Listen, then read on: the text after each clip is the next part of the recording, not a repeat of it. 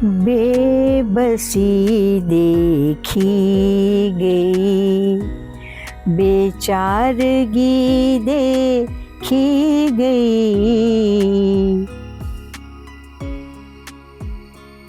दुनिया मेरी मिटती हुई देखी गई, फिर सरे महशर मेरी नेकी बदी देखी गई। बड़ा मन था कि मैं दर्शन करूं, खास तौर पे केदारनाथ, बद्रीनाथ, गंगोत्री, यमुनोत्री। कांपती उंगलियों ने थामी होगी कलम, दर्द फसाना कागज पे उतर गया होगा। हर अल्फाज में एक नया जहां बसाया है, शमा ने एहसासों को लफ्जों में सजाया है। नमस्कार, लेखक और लेखनी सीरीज में आज हमारे साथ एक ऐसी ही लेखिका हैं जिन्होंने कविताओं और गजलों में रूह ढूंढी तो कहानियों में समाज का आईना दिखाया। जब मंच पर उतरी तो सामाजिक सौहार्द की प्रतीक बन गईं। एक कलमकार, एक कलाकार और एक सोच जो बंधनों और सीमाओं को चुनौती देती हैं अपनी लेखनी से। हमारे साथ हैं राइटर और थिएटर आर्टिस्ट शमा खान। तो मैम, बहुत बहुत स्वागत है आपका हमारे इस खास कार्यक्रम में। जी शुक्रिया, बहुत बहुत शुक्रिया। मैम, जितना हमने आपके साहित्यिक सफर को देखा अभी तक, 200 से ज्यादा कहानियां, कविताएं, गजलें आप हमारे बीच ला चुकी हैं। जी। तो ये लेखन की शुरुआत आपके जीवन में कैसे हुई और क्या परिवार में साहित्यिक माहौल था या आपने बाद में शुरू किया? परिवार में साहित्यिक माहौल बिल्कुल भी नहीं था। मेरे वालिद साहब सरकारी मुलाजिम थे जी, और वालदा हाउसवाइफ थी। भाई बहन पढ़ रहे थे और मैं भी तालीम ले रही थी। उस वक्त तक तो ऐसा कुछ भी नहीं था, लेकिन हाँ ये ज़रूर था कि मेरा घर चूँकि गांव के आसपास था, तो शाम को जब गांव से कि घरों से धुआं उठता था तो लगता था कि कुछ लिखा जाए। कभी डूबते सूरज को देखती थी, उसकी लालिमा को बिखरते देखती थी तो लगता था कि कुछ लिखा जाए, लेकिन चूँकि शब्दों की बहुत कमी थी उस वक्त तो मैं लिख नहीं पाती थी। लेकिन धीरे धीरे जब मैं कॉलेज में आई तो उस वक्त मैंने लिखना शुरू किया थोड़ा थोड़ा। पहले मैंने लेख लिखे, उसके बाद में फिर छोटी छोटी कहानियाँ लिखी। तो सबसे पहले क्या लिखा था आपने? मेरा पहला लेखन केंद्रीय विद्यालय की नौकरी शुरू होने के बाद, एक बच्ची थी स्कूल में मेरी ही क्लास में जी। मैंने उसकी ज़िंदगी को पढ़ा, उसको देखा, उसकी समस्याओं को देखा और महसूस किया।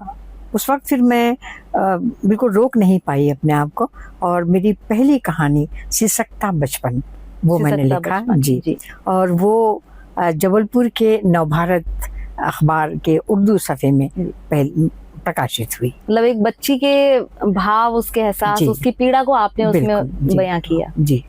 तो ऐसी कौन सी चीजें थी, ऐसी कौन सी परिस्थितियां थी जिन्होंने आपको लेखन के लिए प्रेरित किया और आपके प्रेरणा स्रोत कौन रहे?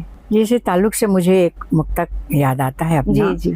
कि सब्र जब हद से गुजर गया होगा जी, सब्र जब हद से गुजर गया होगा, वजूद रेजा रेजा बिखर गया होगा, कांपती उंगलियों ने थामी होंगी कलम, कांपती उंगलियों ने थामी होगी कलम, दर्द फसाना कागज पे उतर गया होगा। बहुत खूब। मोहतरमा, मैं लेखन को मैंने नहीं चुना जी, लेखन ने मुझे चुना। ऐसी परिस्थितियां पैदा हो गई ज़िंदगी में, ऐसा दर्द, इतनी पीड़ा, इतनी मजबूरियां, इतना अभाव और सामाजिक परिवेश की अवहेलना, प्रताड़ना, इन सब चीज़ों ने मुझे इतना ज़्यादा द्रवित कर दिया था कि उस वक्त मेरा कागज़ पर उतारना, अपने एहसासों को उतारना मेरे लिए बहुत ज़रूरी हो गया था। और इसी कागज़ पर एहसासों को उतारने ने ही मुझे बहुत सुकून दिया, बहुत राहत दी। कहीं ना कहीं जो लेखन का अंकुर था वो आपके बचपन में ही फूट चुका था कि जी, आपको जी। बढ़ना है इसमें आगे। जी। तो परिवार से सपोर्ट मिला आपको लेखन के लिए? जी नहीं, परिवार से तो मुझे कोई सपोर्ट नहीं मिला। मैं खुद ही लिखती रही, खुद ही भेजती रही और खुद ही छपती रही, क्योंकि हमारे यहाँ हमारे माशरे में जी लेखन पर बहुत ज़्यादा फोकस नहीं किया जाता। यहाँ तक कि लड़कियों की शिक्षा पर ही इतना फोकस नहीं है, न उनकी जी। शिक्षा पर इतना ध्यान दिया जाता है। बड़ी होती हैं, थोड़ा सा अरबी उर्दू की तालीम हो गई, उसके बाद फिर उनकी शादियाँ। लेकिन मेरे साथ ऐसा नहीं था। शादी तो हुई, बच्चे भी हुए, नौकरी भी की, लेकिन लिखना इसलिए ज़रूरी हो गया कि एक तो लिखना मेरी मजबूरी थी और प्रोत्साहन किसी ने नहीं दिया। किसी के प्रोत्साहन न देने ही ने ही मुझे ज़्यादा प्रोत्साहित किया कि मैं अब लिखूंगी और लिखती रहूंगी। आपने परिस्थितियों को ही अपनी ढाल बनाया? जी जी, जितनी भी प्रतिकूल परिस्थितियां थी उन्होंने मुझे लिखने के लिए प्रेरित किया। आपने परिस्थितियों की बात की तो ये हम जरूर जानना चाहेंगे, आप सिंगल पेरेंट भी रही हैं जी। ऐसे में काम, बच्चों की जिम्मेदारी, फिर कैसे आपने अपने लेखन को मैनेज किया? समय कैसे निकाल पाती थी आप उसके लिए? बहुत दुश्वार था उस वक्त अपना समय निकालना, लेकिन लिखना भी ज़रूरी था, क्योंकि मैंने अभी आपको बताया कि अवसाद निकालने का एक यही तरीक़ा था। तो मैं 9:30 बजे रात या 10 बजे रात को जब आपने तमाम घर की जिम्मेदारियों से फारिग होती थी, उसके बाद मेरा लेखन शुरू होता था और मैं तब तक लिखती रहती थी जब तक कि मेरे नींद के बोझिल पलकों में मैं इस तरह हो जाती थी कि मेरे हाथ से कलम छूट जाती थी और मैं टेबल पर ही सर झुकाकर पड़ी रह जाती थी। कभी कभी ऐसा हुआ कि 2-3 घंटे मैं वहीं सोई हुई हूँ, उसके बाद फिर मैं उठकर बिस्तर पर गई। तो आपकी जो हम कहानियां देखते हैं, ज़्यादातर कविताएं भी देखते हैं, महिला केंद्रित ज़्यादा रही हैं। आपने इस सब्जेक्ट को मतलब किस तरीके से चुना कि मेरे को महिलाओं पर लिखना चाहिए? क्योंकि मैं खुद महिला थी, महिला हूँ और मैंने खुद दर्द को झेला है, दर्द को महसूस किया है, उत्पीड़न को झेला है। तो जाहिर है कि मैं अपने आसपास जितने भी लोगों को देख रही थी, खासतौर पर महिलाओं को, वो सब एक ही नाव में सवार थी। तो मुझे लगा कि महिलाओं को ही लिखना मेरे लिए उपयुक्त होगा। जिस तरह से हम देखते हैं कि महिलाएं कम आती हैं साहित्य के क्षेत्र में, ऐसे में आप कितना जरूरी उनके लिए समझती हैं कि उनको इस क्षेत्र में आना चाहिए? मेरा ऐसा मशवरा है कि उन्हें ज़्यादा से ज़्यादा लेखन के क्षेत्र में आना चाहिए। अगर वो तालीम याफ्ता हैं, चाहे वो उर्दू पढ़ी हो, चाहे वो इंग्लिश पढ़ी हो या वो हिंदी पढ़ी हो, उन्हें अगर उनके अंदर कुछ ऐसा जज्बा पैदा हो रहा है, किसी चीज़ को देख के वो संवेदनशील हो रही हैं, किसी के आंसू देखकर वो पिघल जा रही हैं, किसी का दर्द देखकर वो कसक जा रही हैं, तो उन्हें ज़रूर लिखना चाहिए। क्योंकि आपकी कविताओं में भी उनके दर्द साफ झलकता है। जी।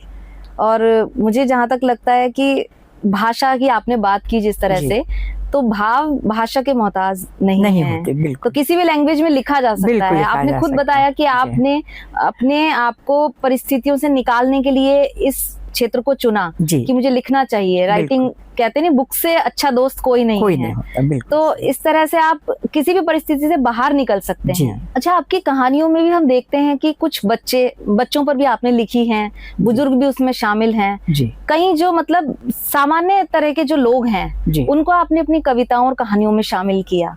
तो ये रियल लाइफ से इंस्पायर्ड हैं या फिर आपने सिर्फ पात्र चुने हैं अपनी कहानियों के लिए? ऐसे मेरी हर कहानी का पात्र हकीकत से बिल्कुल करीब। जी। कुछ पात्र तो ऐसे जो अभी भी हयात हैं। अच्छा जी। और जहाँ तक बच्चों की बात आती है, मैंने 33 साल अपनी ज़िंदगी के, चूँकि केंद्रीय विद्यालय की सर्विस में रही, बच्चों के साथ मैंने गुजारा है। तो बच्चों के मनोभाव को समझना, उनके मनोवैज्ञानिक आचार विचार को समझना, ये मेरे लिए बड़ा आसान रहा। और इस वजह से ही मैं बच्चों पर फोकस करती रही। उन बच्चों की समस्याएं बिल्कुल अलग होती हैं, जिन्हें बड़े समझने की कोशिश नहीं करते। हमें उनको समझना होता है। और चूँकि बीइंग ए टीचर, मैं बहुत ज़्यादा करीब रही बच्चों के, और उनकी हर उनकी परेशानियों को, उनके दुख को, दर्द को, उनकी खुशियों को मैं बराबर उनके साथ में महसूस करती रही। तो इसलिए बच्चों के लिए लिखना या बच्चों के बारे में लिखना जी। मेरे लिए आसान रहा। आसान था। अब बात कर रहे हैं हम आपकी किताबों की, जी तो चर्चित आपकी किताब रही चार धाम यात्रा आपने जी। की है, जी है जहाँ से आप आती हैं। ऐसे में चार धाम यात्रा आपने की है, उस पर किताब भी लिखी। जी। तो आपने किताब लिखने के लिए यात्रा की या यात्रा करने के बाद आपने सोचा कि मुझे इस पर किताब लिखनी चाहिए? नहीं, ये भी परिस्थितिवश हुआ है, जी और बड़ा मेरी रोचक घटना मैं आपको बताती हूँ। जी मेरी एक सहेली है, अमृतसर में रहती थी, जी और वो अपनी वालदा को लेकर आई चार धाम यात्रा कराने के लिए। और मेरी बहुत दिनों से हार्दिक इच्छा थी कि मैं चार धाम यात्रा के लिए जाऊं, लेकिन परिस्थितियां बन नहीं रही थी। तो वो आई मेरे पास, तो जब वो जाने लगी तो उन्होंने कहा कि शमा आप भी चलिए हमारे साथ में। तो अंधा क्या चाहे दो आंखें, जी। बस मैं बिल्कुल तैयार हो साथ गई, मिला और फटाफट चल दिए। बिल्कुल, और मैं चली गई उनके जी। साथ में। और वो जो उनकी वालदा थी वो उस वक्त 85 ईयर्स की थी, लेकिन जो वक्त हमने गुजारा और जो चीज़ें हमने देखी, मेरा बड़ा मन था कि मैं दर्शन करूं, जी। ख़ास तौर पे केदारनाथ, बद्रीनाथ, गंगोत्री, यमुनोत्री। देखिए यात्रा अलग चीज़ है जी। और दर्शन अलग चीज़ है। जी। मेरे मन में दर्शन की इच्छा थी, और यात्रा तो स्वाभाविक रूप से, जी, क्योंकि जी। मैं लेखिका हूँ तो इसलिए यात्रा करना मेरे स्वभाव में शामिल हो गया था। जी। तो मेरे लिए दोनों चीज़ें सहज हो गई कि मैंने यात्रा भी की उनके साथ में, और साथ साथ दर्शन भी किए, जी। और जो कुछ भी मैंने वहाँ देखा वो सब मेरे जहन में था। माँ की साध आपने उसको जी, नाम तो दिया है। इसके बाद फिर ये हुआ कि मेरी जो सहेली हैं वो कनाडा चली गई, जी और उनकी वालदा चूँकि नागपुर की थी, वो नागपुर चली गई। वहाँ वो बीमार हुई। जब वो बीमार हुई तो उन्होंने अपनी बेटी से एक ही बात कही कि वो बड़ी धार्मिक थी और बहुत ज़्यादा भजन गाती थी, ख़ास तौर पे कृष्ण भगवान के लिए उनको वो लड्डू गोपाल बोलती थी। जी जी कि वो लड्डू गोपाल ने मुझे दर्शन दिया है, मुझसे कहा कि जब तुम चार धाम यात्रा करने गए तो उस पर कुछ लिखवाओ। तो उन्होंने कहा कि भाई आप शमा से बोलो कि शमा इसके बारे में लिखेगी। अब देखिए उस बात को भी 2-3 साल गुजर गए थे, तो थोड़ी चीज़ें भूली सी थी, लेकिन मैं अपने साथ एक डायरी रखती हूँ, और मैं जहाँ भी जाती हूँ वो सारी चीज़ें मैं लिखती हूँ। वो डायरी बड़ी काम आई, और वो तस्वीरें जो हमने खिंचवाई थी या खींची थी वो बड़ी काम आई, और उसको फिर मैंने कलेक्ट किया, और उसके बाद में फिर मैंने चार धाम यात्रा का वृतांत मैंने तब लिखा जब केदारनाथ आपदा नहीं आई थी। अच्छा। उस वक्त का विवरण है सब कुछ उसमें अच्छा। तो लिखा है। जी। आपका जब हम देखते हैं तो आप रंगमंच से भी जुड़ी रही हैं, थिएटर जी, आर्टिस्ट जी। रही हैं, आपने रामलीला में भी जी। भाग लिया है, तो जी वो हाँ। कैसे आप वहां पहुंची? पोर्ट ब्लेयर में एक संस्था है, हिंदी साहित्य कला परिषद। अच्छा। तो वहाँ चूंकि हिंदी साहित्य कला परिषद है तो कला भी है और साहित्य भी साहित्य थी। भी। तो साहित्यिक गतिविधियों के लिए तो हम जाया ही करते थे, लेकिन कला में भी कभी नाटक होते थे, कभी कोई और प्रोग्राम होते रहते थे। जी। तो वो हर साल रामलीला बदस्तूर हुआ करती थी वहाँ। जी। अच्छा। तो मैं हमेशा जाती रहती थी, क्योंकि मैं रंगमंच की कलाकार तो पहले से थी, लेकिन मैंने कभी धार्मिक उसमें कभी कोई काम नहीं किया था। तो एक आकाशवाणी के पैक्स थे, जनाब मरहूम अब हो गए वो, सलीम राही साहब। अच्छा। तो वो दशरथ का अभिनय कर रहे थे, तो मैं उनको देख रही थी और बस देख रही थी कि वो कैसा अभिनय कर रहे हैं। तो उन्होंने मुझसे कहा कि आप मंथरा का रोल कर लीजिए। मैंने कहा मंथरा, इतना निगेटिव रोल, ये तो मेरे मिजाज में नहीं है, मैं ऐसा कैसे कर सकती हूँ? पर नहीं, मैं बताऊंगा। फिर मैंने शुरू किया करना। तो एक बार जैसे अब उसको कुबड़ निकाल कर चलना जी, है, जी। तो मेरे लिए बड़ा मुश्किल हो रहा था। मेरी उम्र उस वक्त केवल 40 साल की थी, तो मेरे झुकने में बहुत दिक्कत होती थी और वो भाव भी नहीं आ रहे थे चेहरे पे। सलीम साहब ने बहुत डांट फटकार लगाई और सिखाया मुझे कि ऐसा करो, ऐसा करो। उसके बाद फिर पहले साल तो मैंने मंथरा का रोल किया, फिर मैंने कैकेयी का रोल किया, फिर मैं मंदोदरी का मैंने रोल किया। क्योंकि पात्रों को जीना, जी। एक तरह से जब हम रामलीला करते हैं तो पात्रों को हम जीते हैं, बिल्कुल उनकी उसी पात्र को हाँ, जीते हैं। उनकी जी, जो जी। दिनचर्या है, बिल्कुल, उनका जो तरीका है बोलने का, जी। उनके भाव भंगिमाएं, जी सब चीज वो देखना आपने बहुत जी, प्रैक्टिस की जी, होगी उसके बहुत लिए। ज़्यादा प्रैक्टिस की ज़रूरत पड़ी मुझे। जी। हालाँकि आम नाटकों के लिए कतई प्रैक्टिस की ज़रूरत नहीं पड़ती थी। 1-2 रिहर्सल हो गई और हम उसको मंच पर अभिनीत कर लेते थे। लेकिन रामलीला के लिए मुझे तो बहुत ज़्यादा मशक्कत करनी पड़ी। और मज़े की बात ये कि मेरे बच्चे छोटे-छोटे थे और वो वानर सेना में भर्ती थे। अच्छा। और वो वानर सेना में वो शामिल हो गए। तो इस तरह से हमारा पूरा परिवार ये रामलीला से में जुड़ शामिल गया। हुआ। जी। अच्छा। और अगर हम इस तरह से देखें मैम, तो जिस तरह से आजकल जातिवाद, धर्मवाद, ये सब जी। चीजें चलती हैं, जी। चली ही आ रही हैं, जी, जी। तो ऐसे में आपका इन चीजों से जुड़ना, जी। चारधाम यात्रा आपने की, रामलीला कर रही हैं, वैसे भी समाज के लिए आप साहित्य के क्षेत्र में आई, जी। जिस तरह से नहीं होता आता है, जी। तो ऐसे में क्या आपको कभी विरोध झेलना पड़ा? दरअसल मेरे घर का माहौल ही बहुत धर्मनिरपेक्ष रहा। क्योंकि हम गांव में रहते थे, गांव में मेरी परवरिश हुई है। जी। तो गांव में जब दिवाली मनाई जाती थी तो मेरी वालदा घर में दिए जलाती थी। अच्छा। और हम भी साथ साथ उनके जलाया करते थे।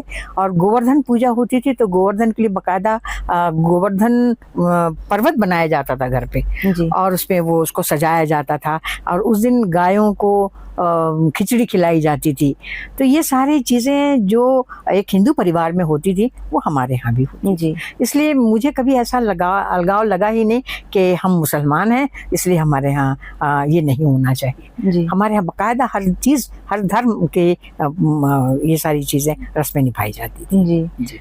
और विरोध का जहाँ तक सवाल आता है कि विरोध तो मुझे नहीं लगता कि कभी ऐसा किसी ने व्यक्तिगत रूप से कोई विरोध किया हो, क्योंकि मेरी वालदा बहुत मजबूत किस्म की थी। जी। और चूंकि वो खुद किया करती थी ये सारी चीज़ें, तो किसी का विरोध अगर किया भी होगा किसी ने तो मुझे याद नहीं, आप तक नहीं पहुंचा। मुझ तक नहीं पहुंची बात। नहीं, बहुत एक अच्छी बात है जी कि मिलजुल कर रहें। जी। और यही चीज़ मैंने अपने बच्चों में भी संस्कार में दी है। जी। मैं कहीं भी जाती हूँ तो मैं बाकायदा मंदिर जाती हूँ। और चूँकि मस्जिदों पे जाना तो हमारे यहाँ औरतों को अलाउ नहीं है, तो मज़ारों पे मैं जाती हूँ। और जितनी भी यात्राएं मैंने की हैं, जिन जिन जगह पर मैं गई हूँ, वहाँ का कोई मंदिर मुझसे छूटा नहीं होगा। मक्का मदीना भी? मैं मक्का मदीना, हाँ, मैं वो बताना आपको चाह रही थी कि चार धाम यात्रा के बाद, अच्छा, मैं 2 बार चार धाम यात्रा करके आई हूँ। अच्छा जी। तो एक बार तो मैं अपनी सहेली के साथ गई और एक बार उत्तराखंड सरकार ने एक योजना बनाई थी, मेरे बुजुर्ग मेरे तीर्थ। जी। तो उस तहत मुझे एक बार वहाँ जाने का और मौका मिला था। ये मेरी खुशनसीब। आपकी सबसे चर्चित किताब रही कुछ काले कुछ उजले पन्ने। जी। इसमें जितना हमने देखा तो आपने जेल के कैदियों पर लिखा है। जी। बेसिकली उन कैदियों पर जो बेवजह सजा काट रहे हैं, उनके भावों को आपने शब्दों में उकेरा है। तो किस तरह के एक्सपीरियंसेस उस वक्त थे और आपको कैसे लगा कि मुझे इन कैदियों पर लिखना चाहिए, क्या परिस्थितियां थी? जी, मैं एनॉइस से जुड़ी रही, ओपन बोर्ड से। जी। और एज ए ऑब्जर्वर मेरी ड्यूटी लगी सिद्धूवाला जेल में। जब मैं वहाँ पर गई तो एग्ज़ाम की तैयारी हो गई थी और एग्ज़ाम कंडक्ट किया जा रहा था। और एग्ज़ाम कंडक्ट करने वाले जो बंदे थे वो मुजरिम थे, कैदी थे। जी। लेकिन उसमें डॉक्टर थे, इंजीनियर थे और अच्छी अच्छी पोस्ट वाले थे। तो जाहिर बात है कि जब मैं 3 घंटे उसके साथ अगर बैठी हूँ तो मैं धीरे धीरे उनके बारे में मैंने जानने की कोशिश की। और उन्होंने बड़े बेखौफ होकर बेलौस अपने बारे में बताया। तो इस तरह से कई दिनों तक ड्यूटी लगती रही मेरी। जी। और मैं बाकायदा उनसे दरियाफ्त करती रही उनके बारे में।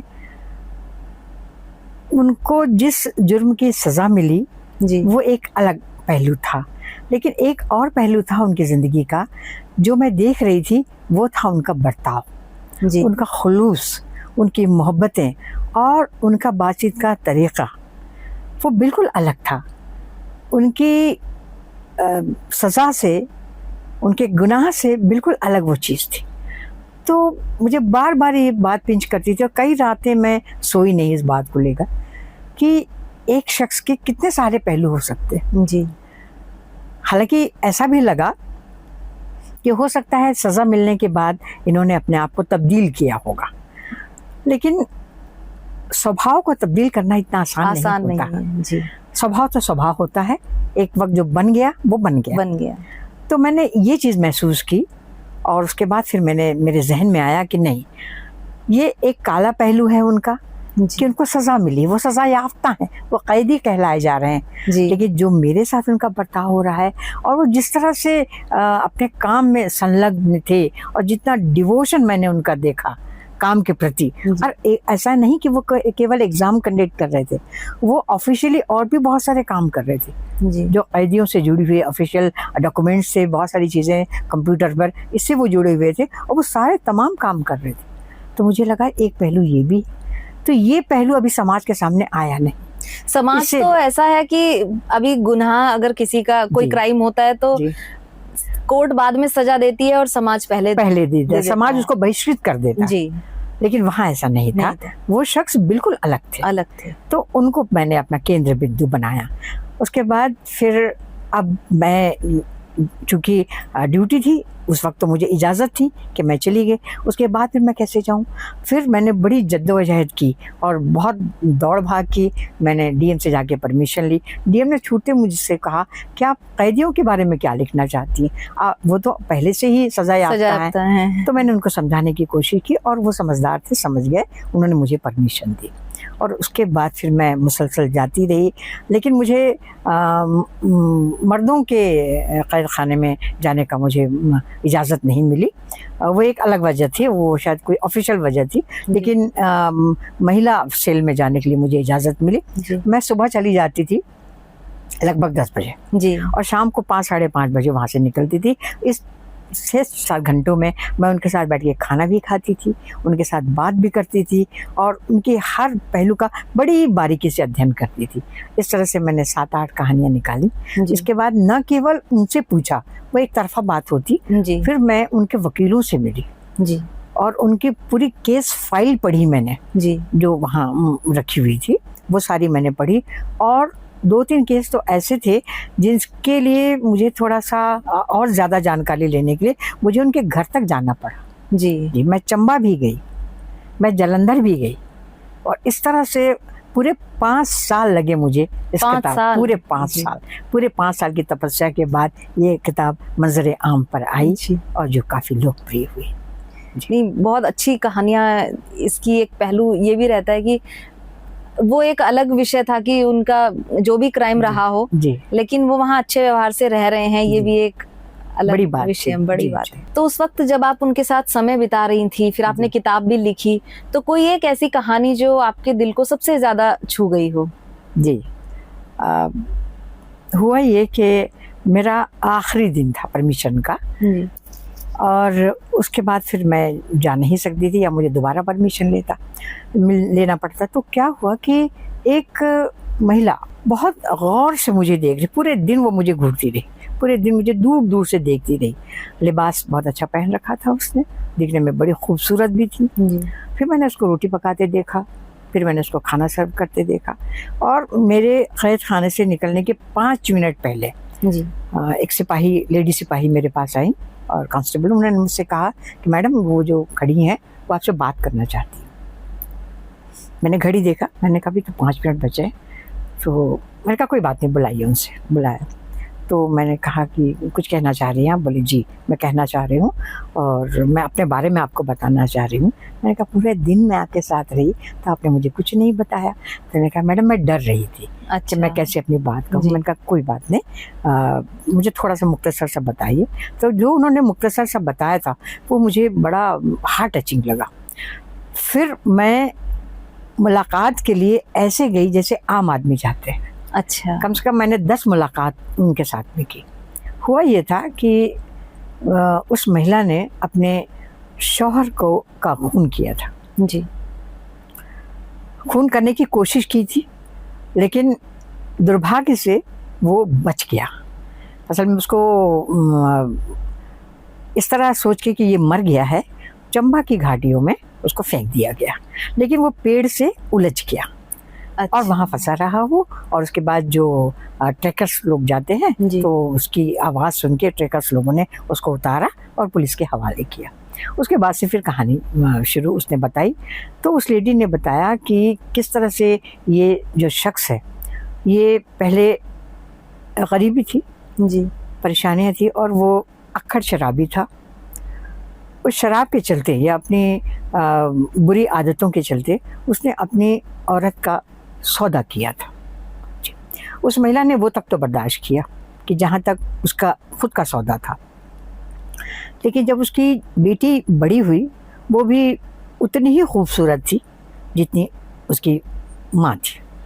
तो जब बाप ने अपनी बेटी का सौदा करने की कोशिश की तो वो बर्दाश्त नहीं कर पाई, और उसके बाद फिर उसने प्लान बनाया अपने भाई के साथ मिलके अपने शौहर को मारने का।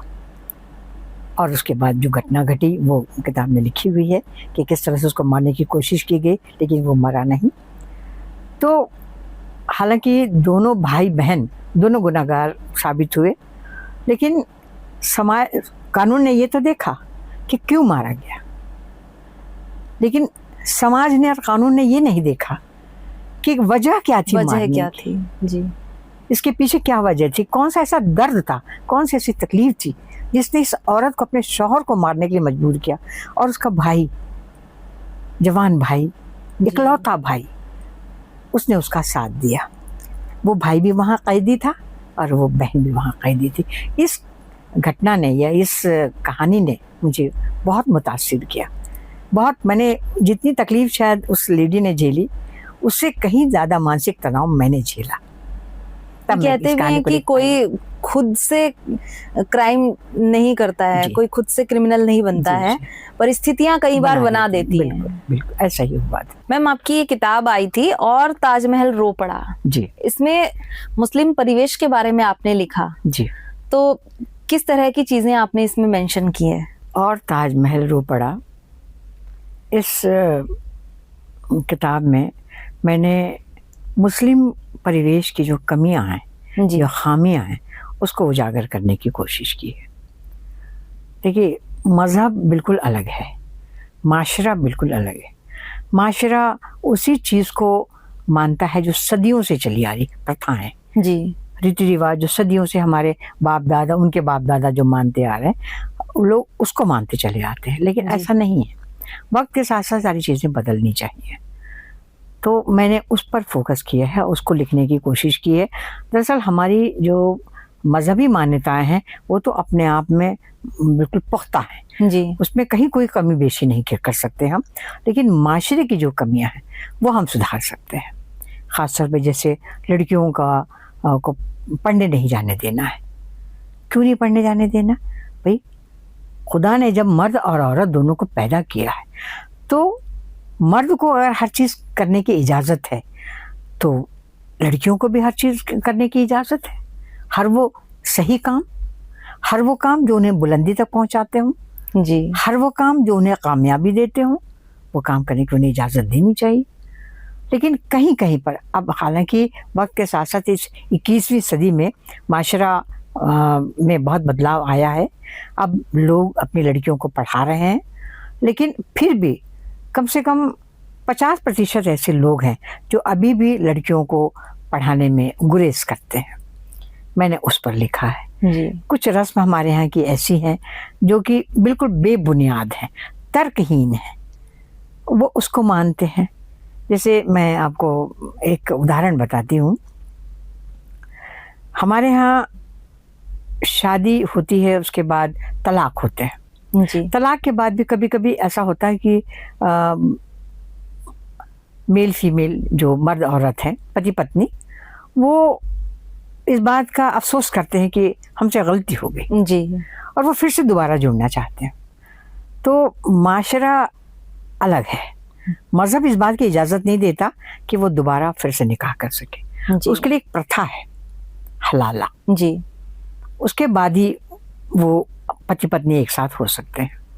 लेकिन जिस तरह से उसका इंटरप्रिटेशन किया गया है जी, वो गलत है, क्योंकि ये बिल्कुल आखिरी चीज़ है, बिल्कुल आखिरी कि पति पत्नी को अगर साथ दाम्पत्य जीवन का अगर उसमें बिखराव आ रहा है और उसको जोड़ने के लिए अगर कोई तरीका है तो ये बिल्कुल आखिरी तरीका है, जो कि नहीं होना चाहिए था। नहीं होने यूसीसी से भी मतलब अभी ये- आया, उसमें जी, भी जी, इसको लेकर खास तौर प्रावधान में किया माशरे गया की है। तरफ से जी भाई मजहब ने ये आखिरी तरीका इसलिए बताया कि लोग ऐसा काम न करें, ना करें। ये गलत है।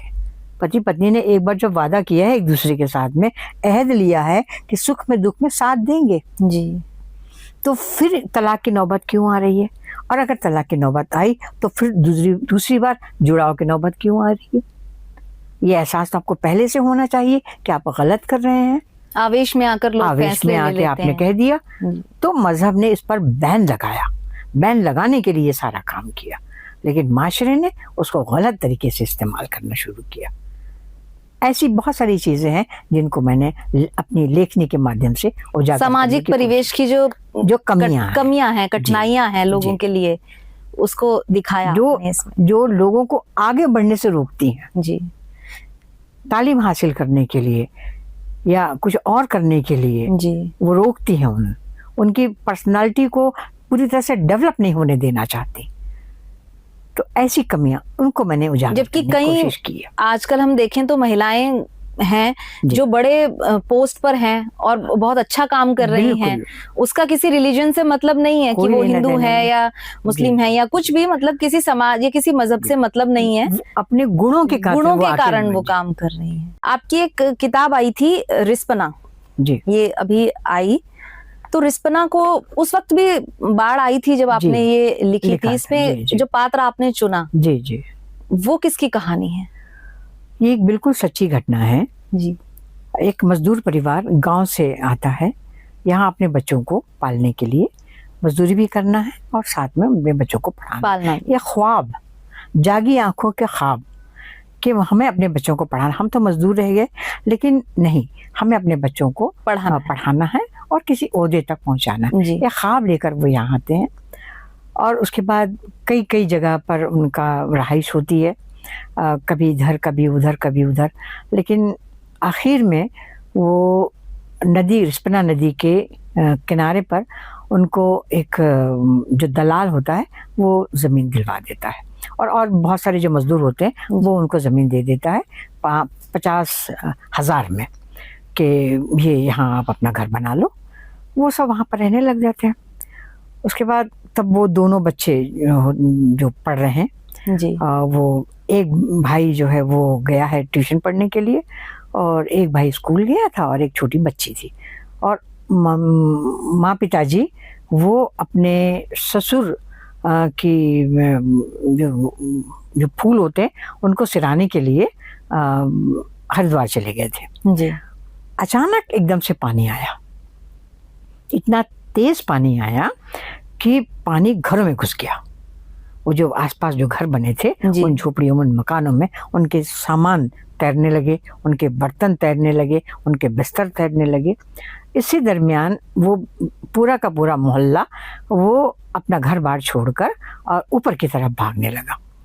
इसी दरमियान वो जो छोटा भाई था उसका एक छोटा दोस्त था, वो दौड़ कर आता, वो कहता है कि तुम्हारा जो भाई है उसने किस रंग की शर्ट पहनी थी? तो उसने कहा हरे रंग की शर्ट पहनी थी। अच्छा, तो उसने कहा तू ऊपर चल। वो ऊपर लेके जाता है तो वो बताता नहीं है कि वो ऐसा हो गया करके। वो भी बच्चा छोटा है, दूसरा बच्चा भी छोटा है। उधर पुलिस खड़ी है, इधर पुलिस खड़ी है और पानी का फ्लो इतना साए पानी चल रहा है कि देख कर भी डर लग रहा है। तो पता ये चलता है कि 3 लड़के ट्यूशन पढ़कर आ रहे थे साइकिल में। अच्छा। और वो उस बहाव में बह गए। उसमें एक उसका भाई भी था। और 3 दिनों के बाद में जब पानी थोड़ा सा उसका जल स्तर कम हुआ तो किसी चट्टान के, यहाँ कम से कम 3-4 किलोमीटर दूर पर जाके चट्टान के किनारे किसी झाड़ी के पास इन तीनों की अलग अलग जगह पे लाश मिली। जी। तो माँ बिल्कुल विक्षिप्त हो गई कि बिल्कुल पागल सी हो गई, जहाँ भी जाती बस उसका बच्चे का नाम लेकर पुकारती। बड़ा बेटा था और औलाद माँ के लिए सबसे ज़्यादा अहम होती है और सबसे ज़्यादा वो उससे मोहब्बत करती है। उस मोहब्बत के चलते वो इतनी इतनी ज़्यादा मतलब बेसुध पागलपन की हो हरकत गई। करने लगी। आखिर में ये सोचा गया कि ना अब यहाँ से हमें चलना चाहिए। तो गांव में बूढ़ी माँ होती है, जब ये जाते रहते हैं तो बस में उस बच्चे को अपनी दादी की बात याद आती है कि दादी ने कहा था कि बेटा क्यों जा रहा है शहर, वहाँ अगर एक रोटी है तो यहाँ आधी रोटी तो है, हम मिल बांट कर खा लेंगे, लेकिन तू शहर न जा। बस बात यहीं पर ख़त्म होती, कहानी यहीं ख़त्म होती है कि हम क्या करने आए थे, क्या सोच कर, क्या ख्वाब, क्या सपने, क्या उम्मीदें लेकर आए थे, और क्या हमारी दुर्दशा हो गई कि हमारा घर भी खड़ के रह गया। इसी दर्द ने मुझे इस बात के लिए तैयार किया कि मैं कहानी लिखूं। आपकी तमाम कहानियां सच को उजागर करती हैं, बेसिकली जो रियल लाइफ स्टोरीज हैं वो। जी। तो ऐसी कौन सी कुछ कहानियां थी जिनके लिए आपको सामाजिक विरोध भी झेलना पड़ा हो? जी, इसमें कुछ कहानियाँ थी, जैसे कतरन कतरन ज़िंदगी, जी। अज़ाबे ज़िंदगी, खिली खिली सी वादियाँ और 50 का नोट। ये ऐसी कहानियाँ थी जो समाज के विद्रूप रूप को उजागर करती थी। जी। तो जिन लोगों ने पढ़ा उन्हें ऐसा लगा कि ये कहानी हम पर लिखी गई है, हमारे व्यक्तित्व पर लिखी गई है, हमारे किरदार पर लिखी गई है। जाहिर बात है कि कोई भी शख्स नहीं चाहेगा कि उस पर उंगली उठाई जाए, जी। चाहे वो सच ही क्यों ना हो, क्योंकि सच को हजम करना इतना आसान नहीं होता। सबसे मुश्किल काम है सच को बर्दाश्त हजम करना। जी। क्योंकि मैंने सच लिखा था इसलिए उसका विरोध हुआ, मैंने उसका सामना किया, जो चीज़ें मेरे सामने आई मैंने उसकी क्लैरिटी दी उनको। मैं सफाई नहीं दी मैंने, लेकिन बताया कि हाँ मैंने ये लिखा है और इस तरह से लिखा है। और एक बार तो ऐसा भी हुआ, ख़ास तौर पे यहाँ मैं 50 का नोट के बारे में बताना चाहूँगी कि उसके छपने के बाद मेरे विद्यालय के प्राचार्य, उन्होंने इतना ज़्यादा मेरी मुखालफत की, इतनी ज़्यादा मुखालफत की कि मेरी सर्विस ब्रेक कर दी। अच्छा। जी। और अज़ाबे ज़िंदगी को लेकर भी बहुत सारी बातें हुई, क्योंकि मैंने उसमें माशरे के उस पहलू को उठाया था जो बहुत ही ज़्यादा शर्मनाक था। तो कुछ बुद्धिजीवियों ने इस पर आक्षेप लगाया कि नहीं ऐसा नहीं होना चाहिए या ऐसा नहीं हुआ होगा। मैंने मैं उस जगह ले गई, मैंने उन किरदारों से मिलाया और उनकी ज़बानी सुनवाया कि आपके साथ क्या हुआ था। तब उन्होंने इस बात को माना कि हाँ ये कहानी सच लिखी गई, सच की बुनियाद पे लिखी सच गई की कहानी। बुनियाद। तो इतने विरोध के बाद फिर कभी आपको लगा कि अब मैं लिखना छोड़ देती हूँ या नहीं लिखती मैं, ये कुछ और लिखा जाए? नहीं, ऐसा कभी नहीं लगा, बल्कि इस विरोध ने तो मुझे और हिम्मत दी और हौसला दिया कि अब तक तो मैंने जो लिखा है वो शायद कम सच था, वो आधा सच था, लेकिन अब मैं पूरा का पूरा सच लिखूंगी। और ये हौसला मुझे मिला, इस वजह से मैं इतना लिख पाई। ये तो कहानियों की बात हुई, आपके कहानी संग्रह के बारे में। आपने और किन किन विधाओं में कलम चलाई है? मैंने शुरुआत तो कविता से की है। जी, मैंने पहले कविता लिखी, उसके बाद धीरे धीरे फिर मैं लेखों पर आई, उसके बाद फिर मैंने गज़लें भी लिखी हैं। जी, और मुक्तक लिखती रही हूँ मैं। तो गज़लें आपने लिखी, तो हमें कुछ गज़ल जो है तरन्नुम के साथ सुना दीजिए। जी, एक गज़ल का मतलब देखें। जी। बेबसी देखी गई, बेचारगी देखी गई, बेबसी देखी गई, बेचारगी देखी गई, इस तरह दुनिया मेरी मिटती हुई देखी गई, बेबसी देखी गई। शेरज है। बहुत खूब। इख्तियारे शौक दुनिया में अता कर के मुझे, फिर सरे महशर मेरी नेकी बदी देखी गई, फिर सरे महशर मेरी नेकी बदी देखी गई, बेबसी देखी गई। बहुत ही खूब नज्म गाई आपने, सुनाई हमें। जी शुक्रिया। गीत अगर आप 2 लाइन हमें सुना दें तो हम भी जरूर सुनना चाहेंगे गीत। जरूर।